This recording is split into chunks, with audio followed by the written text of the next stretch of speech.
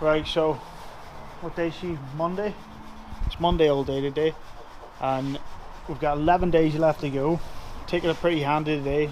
No gas in the welder. Kieran's doing his arts and crafts in here. Say hello. Hello.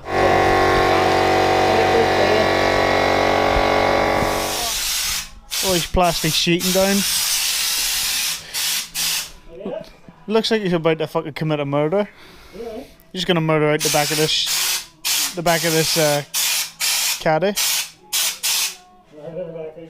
Murder it out. Yeah. Right, sweet.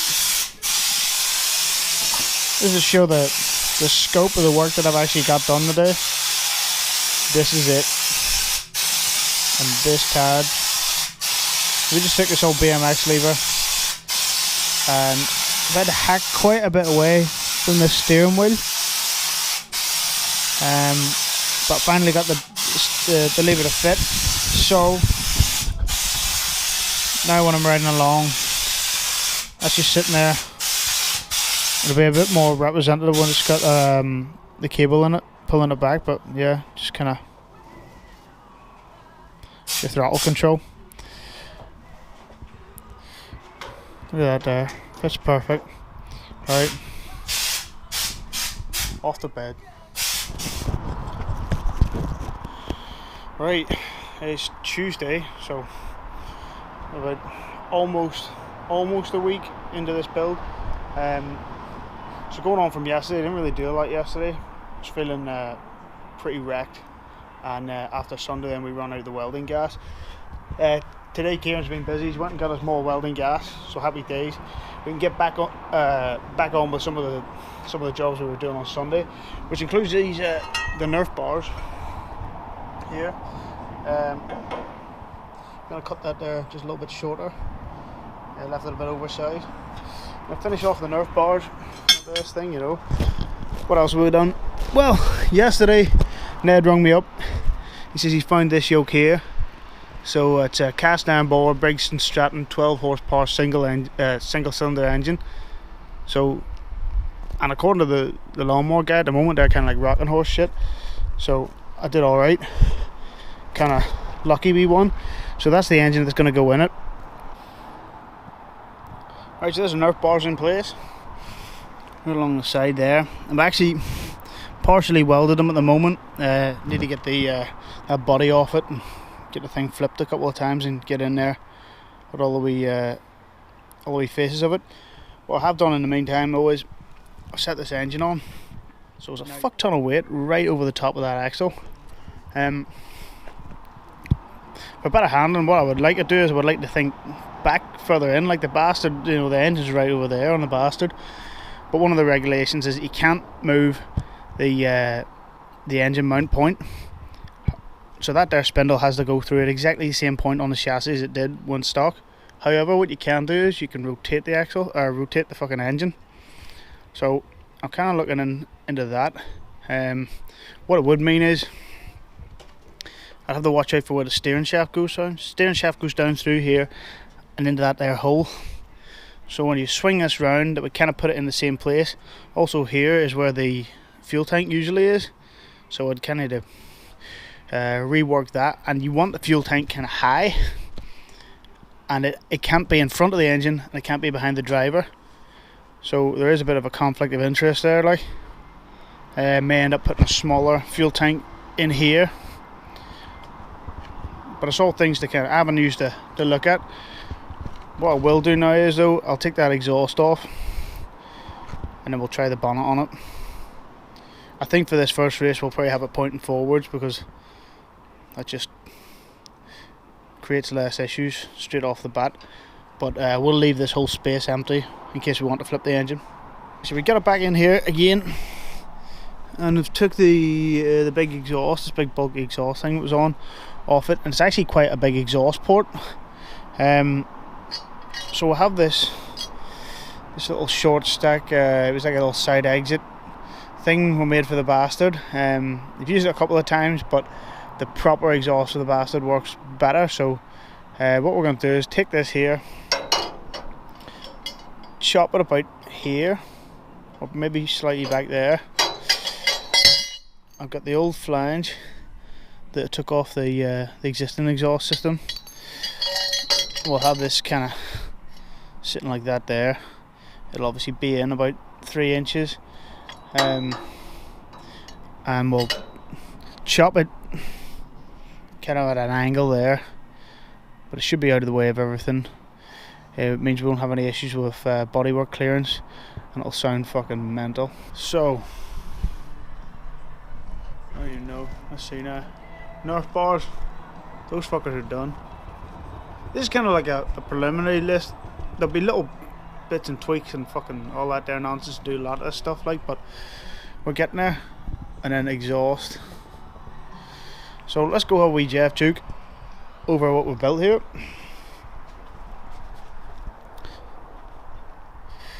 So you've seen the Nerf bars, and this is the exhaust.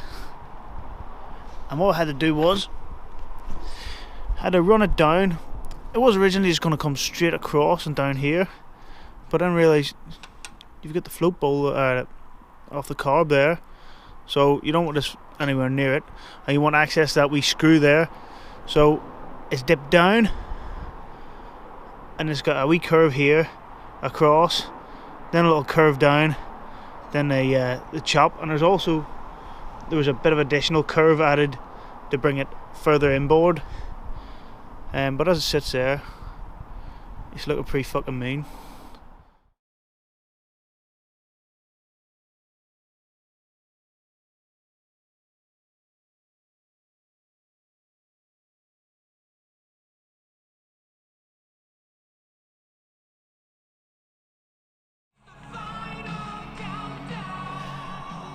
Look at that there, perfect music. Right, looking at this shit for today. It's Wednesday night. I got home late from work. Kinda didn't really feel like doing one of them big jobs.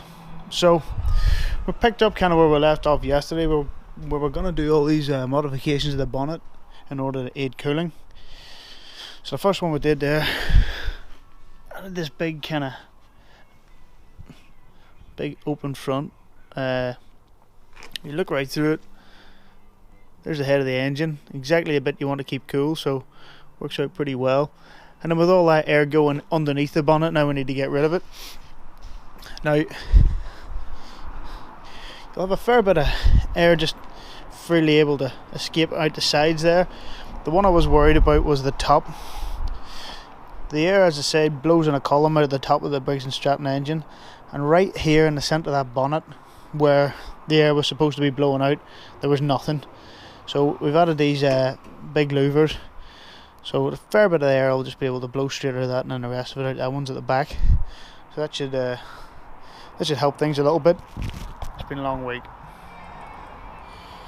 Right, last night's work didn't really amount to a great deal, so just to recap what we've done: cut the big hole in the front, airflow around the head, and cut these louvers in the top to allow the air to escape.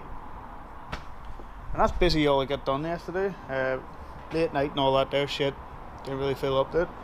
So today I've come home from work earlier and hoping to make a bit of a dent in a couple of big jobs today. Now, one of the things I've been kind of putting off a lot is this friggin' seat. So I'm gonna get that done first.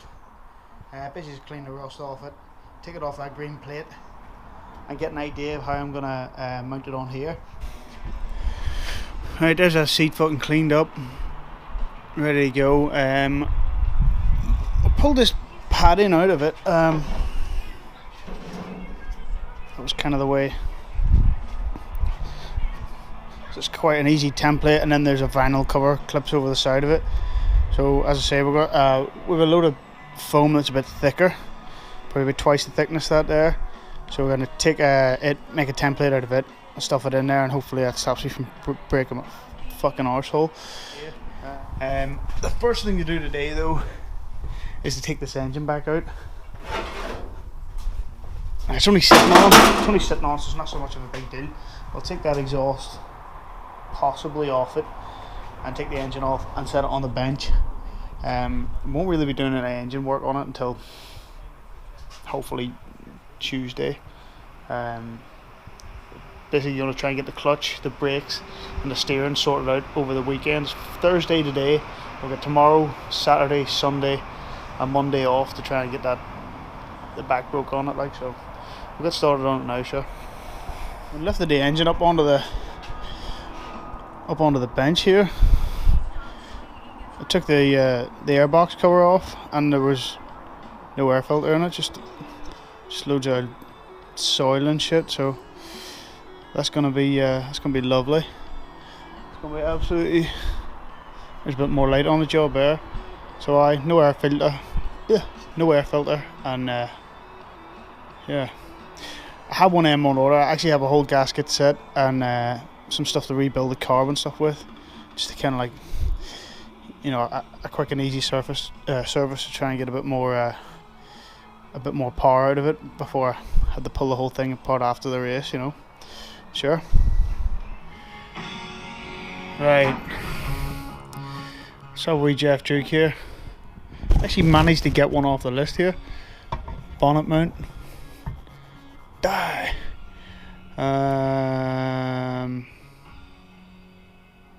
No, that's all I've done. Oh no, wait, I did nothing. Ew, there's another one. No one bites the dust. So what that means is kind of freelance what I was going to do today. Where the bonnet mounted, and with the engine out of it, you can kind of see the mounts. It's kind of an up and over kind of looking thing. The wheels are just dummied in place at the moment. Really, it doesn't make much sense to mount them because I don't have the track rods on, so they'll just flap about everywhere. What I have done though is dress them little mounts at the end. They're all cleaned up and nice looking, and then we've modified the steering shaft as well. So I don't even know if you can see it, but it's now shortened. It's been cut and shut, and then I got my seat there, so there's a pretty representative view of what it'll look like. For this first race, we did have a paint job planned for it, but I kind of really like just the look of it. Looks ratty. Right, it's Friday. We're exactly 1 week after we started the actual build process this thing, so just kind of as a recap of where we are after 1 week. After 1 week of building, we've got, so this yoke, the bonnet's all remounted, vented up. I actually have an engine for it now, so that was a good wee one. The chassis has been completely stripped down. We took it back to these two rails, built the start of the new solid front axle with the mount there for the knuckle. We've got hold of wheels, tyres, put the Nerf bars around it, took that steering column, cut and shut it so it's now smaller. We got this lever here ready to go for the throttle. Done an absolute fuck ton of work to the back end of it, which is difficult to see actually, but yeah, it's going to be difficult enough we want to show it. But in there we've got a notch in the chassis, got bearing mounts. There's a fair bits went into that there, and then a lot of clean up work as well went onto the thing. Yeah, and as I say, the engine, so we got that exhaust manufactured for it as well. Also, yeah, another wee safety thing. So this is the kind of problem that they have with sports cars as well. We have a front hinge and bonnet. If the bonnet gets if you have a frontal crash, the bonnet then just gets pushed back, and this thing just slides back and slices the fuck out of, well, in the case of a sports car, it'll slice the fuck out of your head. In this case, it'll just cut the fuck out of your hands. Neither that's good. The way the English ones want to do it is they have a little hook sitting up just there, and then if the bonnet wants to move back, it'll catch on that hook. But this is all plastic. There's a fuel tank right there, so it kind of doesn't work. But what I do have on this one, I have these two little flaps at the side, and they're still behind them. So what I'm looking to do is I'm going to build 2 pins come out. So basically this will come down, clip over the pin, there'll be a pin come right through, and a little clip, and that should serve for the same purpose. No. Right, got a bit done on this bonnet, so I'll show you what I'm at. Right, there's a bonnet, swings down from the front, got a wee hole drilled in it. We transferred that hole through onto this back piece, and then used that as a mark to put this wee yoke on. So it's a little piece of bar, 2 inch long, 12 mil diameter. Got a little washer welded on there. It's only tacked on at the moment, it's going to get done properly in a wee second. And a wee hole there too. So the yoke goes down, clips over that, put the R pin through it. That fucker's going nowhere. Just got to do it on the other side, and as I say, like, finish off the weld on it. And that should be a pretty safe wee job. They're all welded up now. Those are the 2 wee safety retainer pin looking things. Both sides full welds, really, because that's supposed to stop you from getting your arms cut off.